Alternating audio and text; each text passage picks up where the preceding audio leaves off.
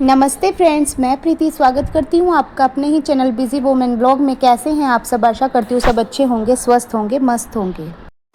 तो फ्रेंड्स, दिवाली की सफाई चल रही है। तो मैंने पिछली वीडियो में आपको दिवाली की डीप क्लीनिंग, किचन की डीप क्लीनिंग करके दिखाई थी पार्ट 1 में, जो कि ऊपर की जो स्लेब है बस उसी की सफाई हो पाई थी उस दिन। और आज मैं पार्ट 2 में जो नीचे की किचन का जो नीचे का पार्ट है उसकी, और जो मेरे डिब्बे वगैरह है, ये रैक है जिसमें मैं इनको रखती हूँ, उन सब की सफाई होगी। तो फ्रेंड्स चलिए वीडियो को स्टार्ट करते हैं। मेरी किचन अभी कंप्लीट नहीं है, इसलिए थोड़ा सा एडजस्ट करना पड़ता है। ये मेरी बेटी के जब मेरी बेटी छोटी थी उसके कपड़ों की एक अलमीरा थी, इसके ऊपर कपड़े से ये कवर थी, इसमें मैं उसके कपड़े रखती थी। और उसके बाद जब उसका जो ऊपर का कवर था वो फट गया था, तो मैंने इसमें उसके टॉयज़ रखने शुरू कर दिए। और अब क्योंकि मेरे किचन में अभी मतलब कंप्लीट नहीं है, रैक वगैरह नहीं लगी हुई है, तो अब मैं जो सारे मेरे डिब्बे होते हैं ग्रोसरी के, इनको मैं इसमें अरेंज करके रखती हूँ। तो ऊपर की सफाई स्लेब की पिछली वीडियो में मैंने कर दी थी, क्योंकि छोटा बच्चा है मेरे साथ, तो एक दिन में सारा काम पॉसिबल नहीं होता, जितना होता है थोड़ा थोड़ा कर लेती हूँ। तो आज जो ये रैक है यहाँ से स्टार्टिंग करते हैं। सबसे पहले मैं इस रैक को खाली करूँगी। डिब्बों को मुझे धोने की ज़रूरत नहीं है, क्योंकि मैं जब भी कोई सामान डालती हूँ, दाल वगैरह ख़त्म हो जाती है और फिर से डालती हूँ, तो उसको धो के ही डालती हूँ। तो डिब्बे बिल्कुल साफ़ है, बस थोड़ी सी डस्टिंग करूँगी और इनको हटा दूँगी। और हाँ, क्योंकि डीप क्लीनिंग है तो इस रैक को मैं ऐसे ही साफ़ कर देती, लेकिन आज इसको अच्छे से पानी से अच्छे से वॉश करूँगी, धोऊँगी, और उसके बाद फिर सुखाकर इसमें जो ये सामान है फिर दोबारा से लगाऊँगी।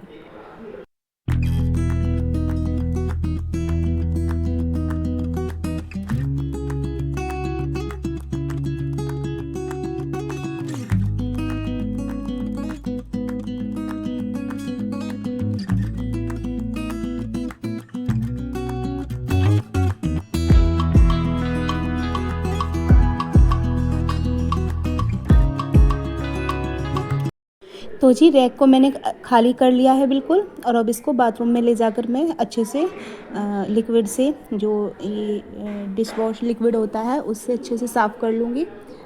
उसको लगा के फिर पानी से अच्छे से धो दूँगी और फ़ैन चला के इतना इसको सूखने के लिए रख दूँगी। इतना बाकी की किचन की जो क्लीनिंग होगी इतना ये सूख जाएगी। जो रैक का सामान था उसको तो मैंने स्लेब के ऊपर लगा दिया है, और जो बाकी नीचे का सामान था किचन के नीचे, स्लेब के नीचे, इसको मैं बिल्कुल बाहर निकाल दूंगी। किचन को बिल्कुल खाली कर लूँगी, क्योंकि डीप क्लीनिंग का मतलब यही होता है। सामान रखे हुए में डीप क्लीनिंग बिल्कुल पॉसिबल नहीं है, तो सारा सामान मैं बाहर निकाल दूंगी। और जो मुझे जो क्लटर है जो बाहर निकालना है बिल्कुल किचन से, उसको भी बाहर निकाल दूंगी। और सारा सामान निकाल के और फिर इसको अच्छे से धोकर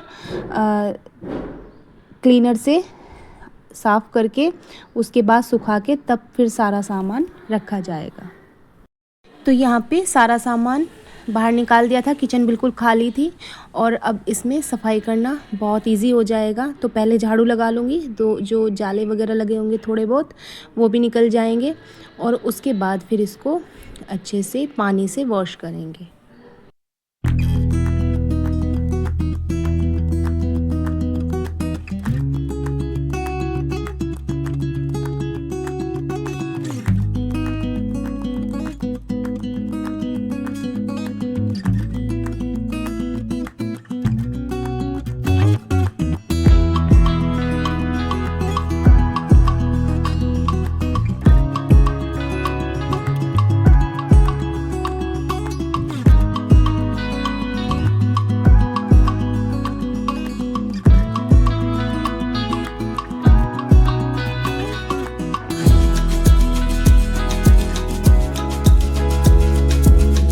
टाइल्स पे कभी कभी कुछ ऑयल वगैरह गिर जाता है, या कुछ ऐसा सामान होता है जो ग्रीसी सा होता है, तो उससे धब्बे लग जाते हैं, तो मतलब चिपक सी जाती हैं। तो वो जहाँ पे इस तरह के दाग लगे हुए थे, निशान बने हुए थे, वहाँ पे मैंने जो टाइल्स क्लीनर होता है उसको पहले से ही डाल दिया था, थोड़ी देर उसको ऐसे ही रहने दिया, और अब उसको रगड़ देंगे तो रगड़ के बिल्कुल साफ़ हो जाएगा। बाकी सफाई तो दिवाली तक, दिवाली से यानी धनतेरस से एक दिन पहले तक चलती रहती है, लेकिन ऐसा कहा जाता है कि जो किचन की डीप क्लीनिंग होती है, किचन की सफाई होती है, वो अहोई तक, मतलब ओही से पहले, ओही वाले दिन नहीं, ओही से एक दिन पहले तक हो जानी चाहिए। तो ये ओही से एक दिन पहले का ही वीडियो है। तो आज ही मेरी ये मैंने किचन साफ़ की है अच्छे से, और बस अब जो बाकी की, वैसे तो लगभग सारी सफाई हो सी गई है, लेकिन जो बची है अभी तो दिवाली के कई दिन है, आराम से हो जाएगी। लेकिन जो मेन सफाई है वो लगभग हो सी गई है। मेरी ससुराल में एक ट्रेजेडी हो गई थी, उसकी वजह से इस बार मैं थोड़ा सा लेट हो गई हूँ, लेकिन और दूसरा 2 पार्ट में सफाई की है, इसलिए भी लेट हो गया है। लेकिन कोई नहीं, और इससे पहले तक मेरी किचन की डीप क्लीनिंग हो ही जाएगी।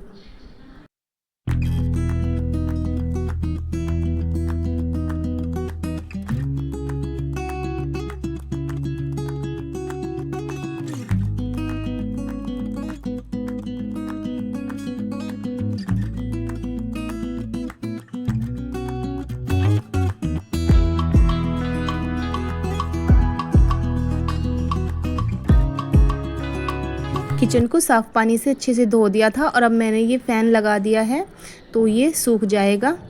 और जब सारा पानी अच्छे से सूख जाएगा, टाइल्स बिल्कुल सूख जाएंगे, उसके बाद ही सारा सामान लगाऊंगी मैं। सफाई तो हम रोज़ ही करते हैं, झाड़ू रोज़ ही लगती है, पोछा भी रोज़ ही लगता है, लेकिन जो सारा सामान निकालने के बाद पानी से इसकी धुलाई होती है, उसकी एक अलग ही बात होती है।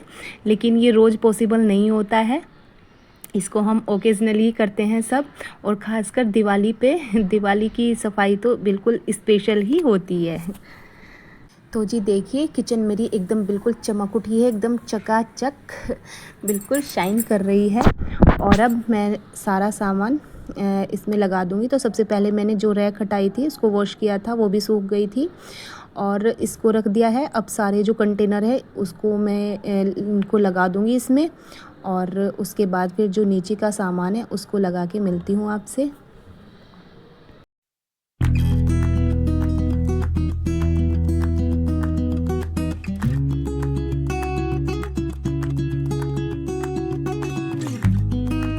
बाकी फ्रिज की जो क्लीनिंग है वो वीकली क्लीनिंग में आती है, तो वीक में एक बार ये साफ़ हो ही जाता है, तो ये बिल्कुल साफ़ है।